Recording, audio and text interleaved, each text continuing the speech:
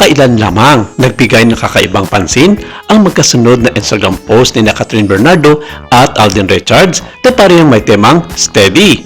Ang mga post na ito ay nagbigay daan sa iba't ibang mga spekulasyon at katanungan mula sa kanilang mga tagahanga. Sa kanilang mga Instagram stories, parehong nagbahagi sina Catherine at Alden ng mensaheng steady na may kasamang mga larawan at caption na nagbigay ng impresyon ng pagiging kalmado at matatag. Ang hindi inaasang pagkakapareho ng kanilang mga post ay nagbigay daan sa mga kaka tungkol sa kanilang kasalukuyang estado ng relasyon.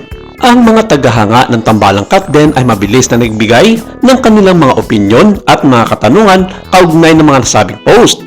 May mga nag-isip na ito ay maaaring tugon sa mga kamakailang balita at espekulasyon tungkol sa kanilang personal na buhay, kabilang na ang mga ulat ng umano'y pagtatapos ng courtship ni Alden kay Catherine.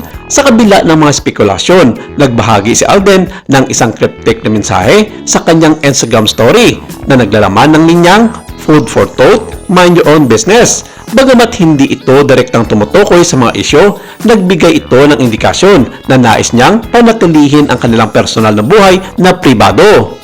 Sa kabila ng mga haka-haka, malinaw na ipinapakita ni Catherine at Alden ang kanilang matatag na pagkakaibigan at profesionalismo. Ang kanilang mga post ay maaring simpleng pagpapahayag ng kanilang kasalukuyang estado ng pagiging steady sa kabila ng mga pagsubok at usap-usapan sa kanilang paligid. Paalala, ang mga interpretasyon sa mga social media post ng mga personalidad ay maaring magbago at hindi laging tumpak. Mahalagang igalang ang kanilang privacy at maghintay ng opisyal na payag mula sa kanila o sa kanilang mga kinatawan para sa mga kumpirmadong impormasyon.